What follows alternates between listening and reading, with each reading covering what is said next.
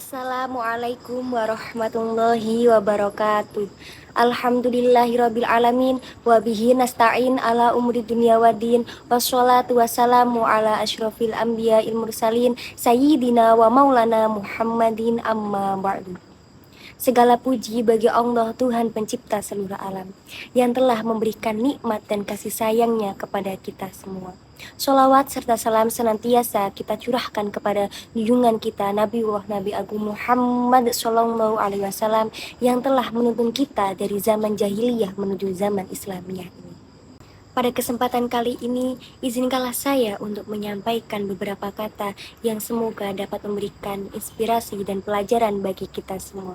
Ada sebuah ungkapan yang sering kita dengar, namun memiliki makna yang dalam, yakni lisan adalah cerminan isi hati.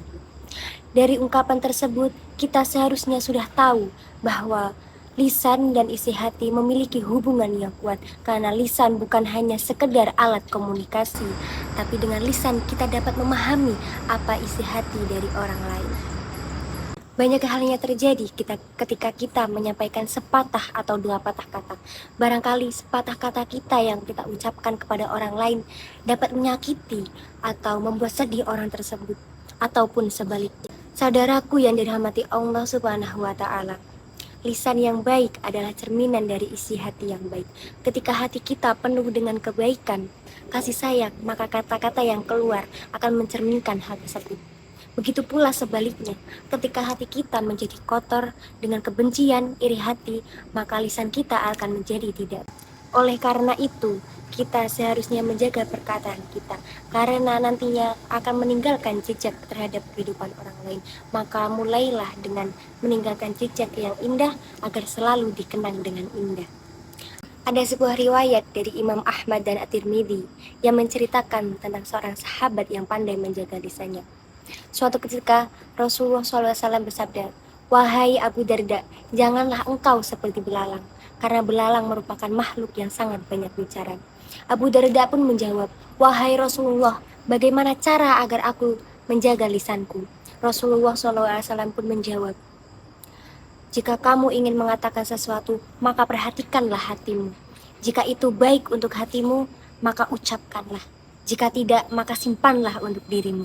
Dari riwayat tersebut, kita dapat mengambil hikmah bahwasanya sebagai orang muslim, kita harus pandai dalam menjaga lisan kita, dengan mempertimbangkan perkataan yang akan kita ucapkan agar tidak menyakiti hati orang lain. Ada sebuah riwayat juga yang mengajarkan tentang pentingnya menjaga lisan, yang diriwayatkan oleh Imam Bukhari dan Muslim, yang berbunyi, An Abi Hurairah radhiyallahu anhu an Rasulullah sallallahu alaihi wasallam qala, "Man kana yu'minu billahi wal yaumil akhir falyakul khairan aw liyasmut, wa man kana yu'minu billahi wal yaumil akhir falyukrim jarah, wa man kana yu'minu billahi wal yaumil akhir falyukrim daifalah." Yang artinya, dari Abu Hurairah radhiyallahu anhu, Rasulullah SAW bersabda, "Barang siapa beriman kepada Allah dan hari kiamat, maka hendaknya ia berkata baik atau diam. Dan barang siapa beriman kepada Allah dan hari kiamat, maka hendaknya ia memuliakan tamu. Dan barang siapa yang beriman kepada Allah dan hari kiamat, hendaknya ia memuliakan tetangga." Dari hadis tersebut, kita mendapat penjelasan yang sangat mendalam bahwa Rasulullah SAW mengajarkan kepada umat muslim untuk selalu berkata baik. Oleh karena itu, kita harus senantiasa menjaga perkataan kita, karena nantinya kita akan dimintai pertanggungjawaban dari setiap apa yang kita ucapkan.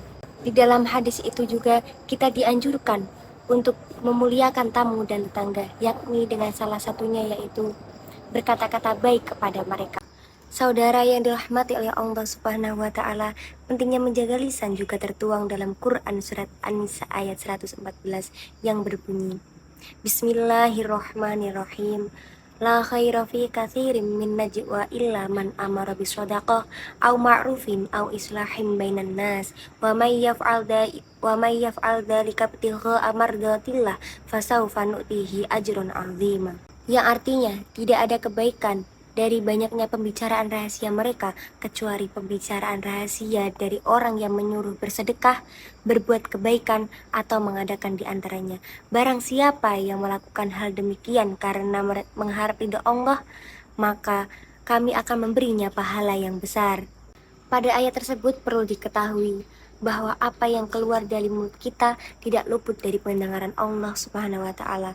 Bahkan sepatah kata yang keluar dari mulut kita nantinya akan dipertanggungjawabkan di hadapan Allah Subhanahu wa taala di akhirat. Sebagaimana dalam sebuah hadis qudsi, Allah Subhanahu wa taala berfirman, "Tidak ada amal perbuatan yang lebih dicintai olehku yang memberatkan neraka kecuali dia yang senantiasa berzikir kepadaku dan bersyukur." Hadis riwayat Ahmad. Mengapa Allah mencintai ucapan hambanya? Karena lisan adalah sarana yang paling efektif untuk mengingat dan bersyukur kepada Allah. Jadi bagaimana caranya agar lisan kita mencerminkan hati yang baik? Yang pertama adalah kita harus meningkatkan kesadaran atas apa yang kita ucapkan. Misalnya sebelum kita berbicara, kita harus berpikir terlebih dahulu apakah kata yang kita ucapkan akan menyakiti atau memberikan manfaat kepada orang lain. Yang kedua, kita harus mempraktikkan kesabaran dan mengontrol diri kita, karena seringkali perkataan kotor atau perkataan buruk keluar ketika kita sedang marah. Oleh karena itu, kita dianjurkan untuk bersabar. Sabar merupakan kekuatan, bukanlah kelemahan. Ketiga, yaitu tingkatkan ibadah dan berzikir, karena dengan seperti itu, lisan kita akan terjaga dan kita akan menyadari bahwa setiap kata yang kita ucapkan akan dicatat oleh Allah Subhanahu wa taala. Keempat, yaitu meneladani sifat atau sikap Rasulullah dan para sahabatnya. Marilah kita jadikan setiap kata sebagai amalan kebaikan melalui kata-kata yang tulus, dan biarlah kata-kata kita menjadi cerminan dari keindahan yang ada di dalamnya. Dengan demikian, lisan kita akan senantiasa menjadi penerang dalam kehidupan kita.